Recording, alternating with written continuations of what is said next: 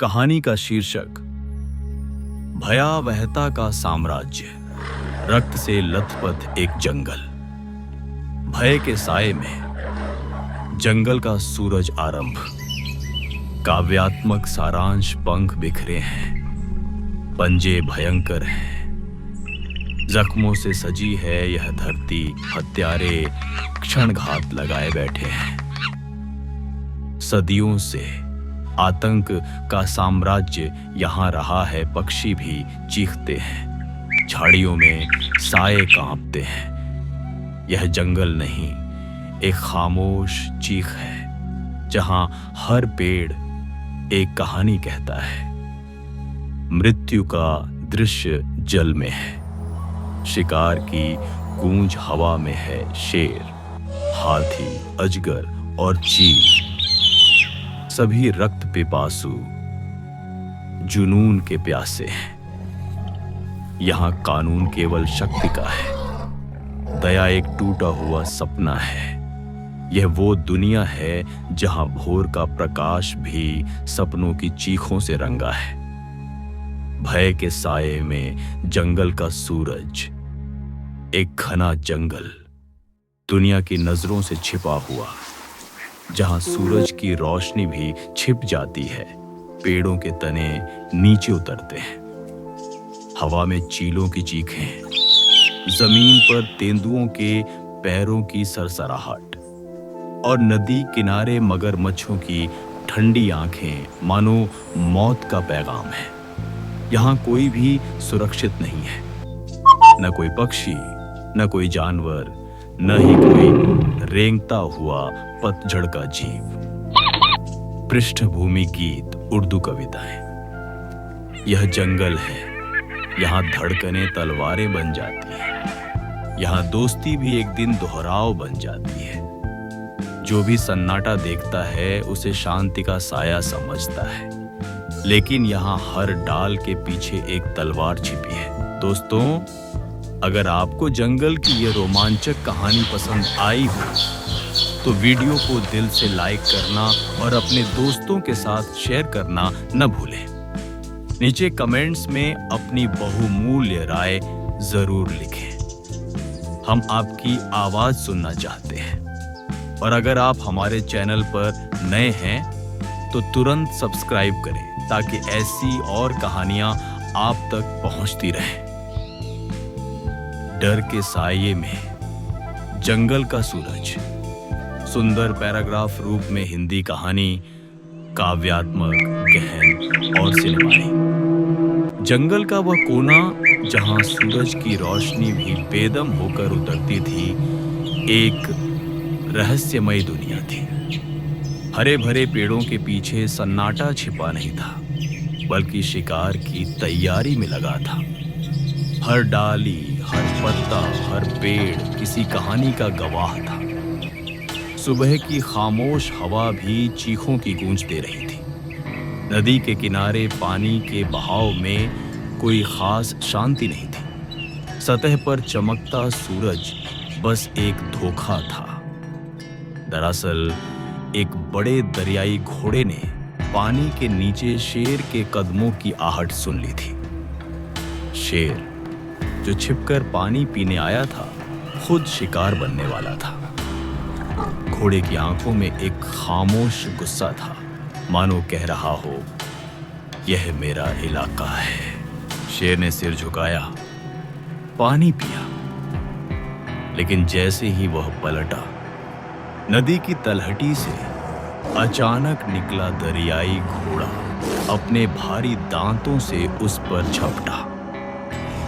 पानी के छींटे के ऊपर एक तेज दहाड़ उठी और जमीन हिल गई। शेर ने पंजा मारा, लेकिन दरियाई घोड़े की खाल लोहे जैसी थी। एक भयानक पंजा, फिर एक झटका, और दोनों विशाल जीव कीचड़ में उलझकर लड़ने लगे।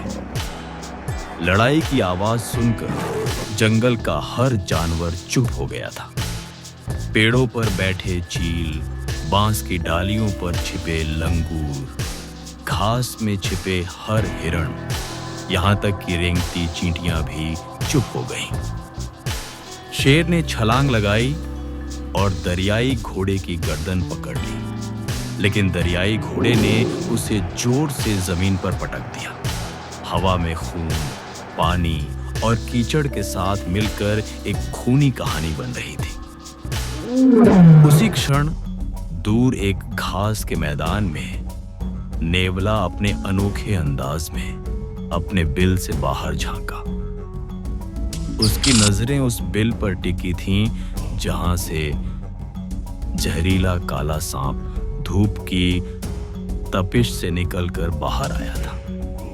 दोनों के बीच पुरानी दुश्मनी अब एक नया मोड़ लेने वाली थी। नेवला झपटा, सांप दहाड़ा और जमीन बम की तरह धड़कने लगी। सांप ने अपना मुंह खोला और अपना जहरीला खेल शुरू कर दिया, लेकिन नेवला बिजली की तेजी से बाएं दाएं घूमता रहा, झपटा और आखिरकार सांप पर टूट पड़ा।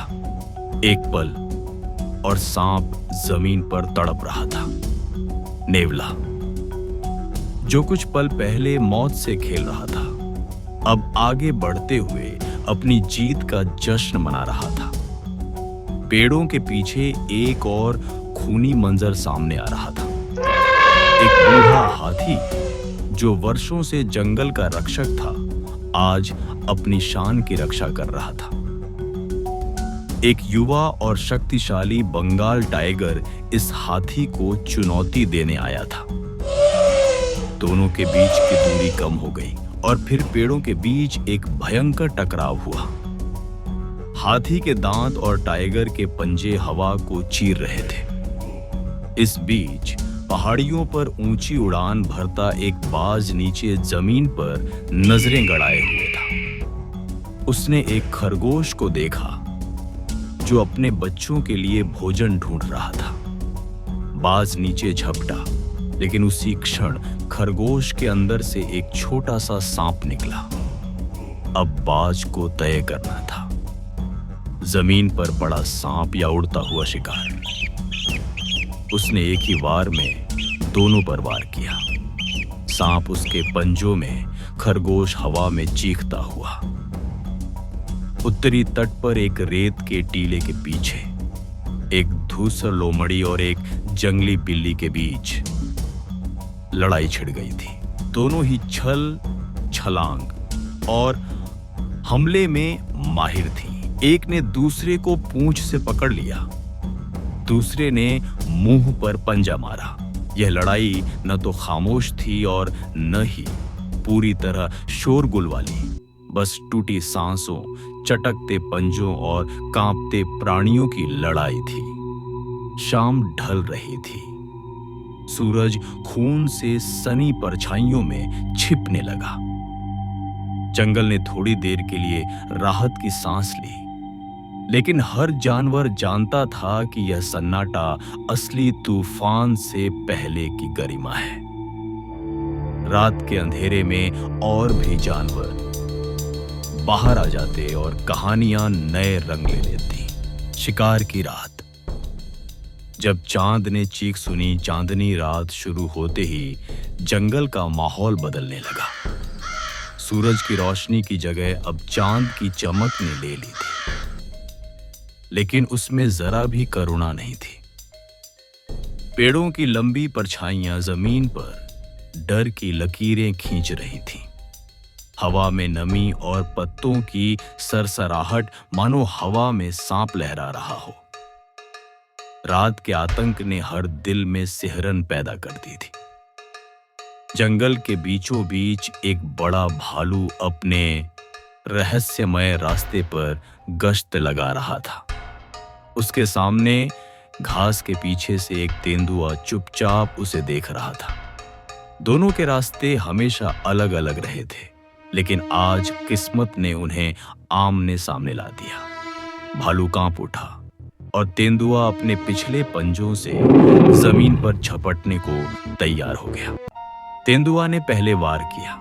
उसके तीखे पंजे भालू के कंधे पर पड़े और खून की एक लकीर छोड़ गए। भालू ने पलटकर अपने भारी पंजे से जवाब दिया, जिससे जमीन कांप उठी। एक पल का सन्नाटा, फिर एक जोरदार दहाड़ और दोनों जानवर खून, धूल और पागलपन से लथपथ होकर लड़ने लगे। तेंदुआ छलावरण की तरह नीचे झपटा, भालू धरती के किले की तरह खड़ा था। उनकी लड़ाई ने पूरे जंगल को हिलाकर रख दिया। रात की खामोश हवा में एक और अजीब नजारा था। एक पीला उल्लू अपनी घूरती आंखों से जमीन को घूर रहा था। नीचे एक जंगली चूहा अपने बिल से बाहर निकलकर खाना ढूंढ रहा था। उल्लू नीचे झपटा, लेकिन चूहा झाड़ियों में गायब हो गया। उल्लू ने अपने पंख फैलाए और एक पेड़ की एक हल्की चीख और फिर सन्नाटा। तर्क और शक्ति का फैसला एक ही सांस में हो गया। जंगल के पश्चिमी किनारे पर एक मृत नीलगाय का शव पड़ा था। कुछ गिद्ध उसके चारों ओर चक्कर लगा रहे थे, लेकिन ये कोई साधारण गिद्ध नहीं थे। वे अपने अपने समूहों के नेता थे और शव पर कब्जा करने के लिए आपस में लड़ रहे थे। उनके पंख टकरा रहे थे, उनकी चोंच खून से सनी हुई थी। आसमान में शोर, जमीन पर लड़ाई और हर झपट्टे के साथ एक घायल पंख, गिरे हुए पंखों का गुच्छा। शव अब भोजन नहीं बल्कि शक्ति का प्रतीक बन गया था। जीतने वाला गिद्ध सिर्फ अपना पेट नहीं भर रहा था, वह जंगल में अपना राज स्थापित कर रहा था। अंत में पुराने खून से सनी चोंच वाले एक सफेद गिद्ध ने बाकियों को हरा दिया और विजयी हुआ। उसने अपनी गर्दन उठाई और चांद की ओर देखते हुए खून से सनी आवाज में चीखा। बारिश के बाद का मौसम हमेशा जंगल के लिए एक नया अध्याय शुरू करता है। मगरमच्छ नदी किनारे अपने बिल से बाहर निकला और दूर से उसने एक सांभर को पानी पीने आया देखा। वह बड़ी सावधानी से आगे बढ़ा, धीरे धीरे पानी में डूबता गया। सिर्फ उसकी आंखें और नाक ही सतह से ऊपर थीं। सांभर ने गर्दन झुकाई, पानी को छुआ और एक झटके से मगरमच्छ ने उसका पैर पकड़ लिया। सांभर पूरी ताकत से उछला, लेकिन मगरमच्छ की पकड़ मजबूत थी। पानी में चुपचाप लड़ी जा रही एक लड़ाई धीरे धीरे चीखों में बदल गई। पानी की लहरें खून का रंग ले रही थीं। आखिरकार सांभर की कोशिशें बंद हो गईं और मगरमच्छ पानी की गहराई में गायब हो गया। पेड़ों के ऊपर एक खूबसूरत नजारा भी चल रहा था। एक हरा तोता तेज रफ्तार से उड़ता हुआ जंगल के एक किनारे से दूसरे किनारे तक जा रहा था। उसके पीछे आकाश का राजा बाज बिजली की तरह झपट्टा मार रहा था। तोता चालाकी से पेड़ों में छिप गया, लेकिन बाज हर मोड़ पर उसका पीछा कर रहा था। यह दो पक्षियों के उड़ने का दृश्य था, लेकिन एक जीवित रहने का और दूसरा भूख का। तोते ने पल भर में दिशा बदली, एक संकरे पेड़ की झाड़ी में घुस गया और बाज ने उसे जोर से टक्कर मार दी। वह जमीन पर गिर पड़ा, लेकिन तुरंत उठा और तुले को घूरते हुए वापस उड़ गया।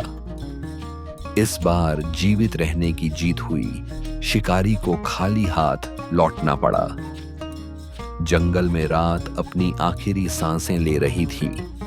कहीं दूर एक भेड़िए ने चांद की ओर मुंह किया और धीमी आवाज में गरजना शुरू कर दिया।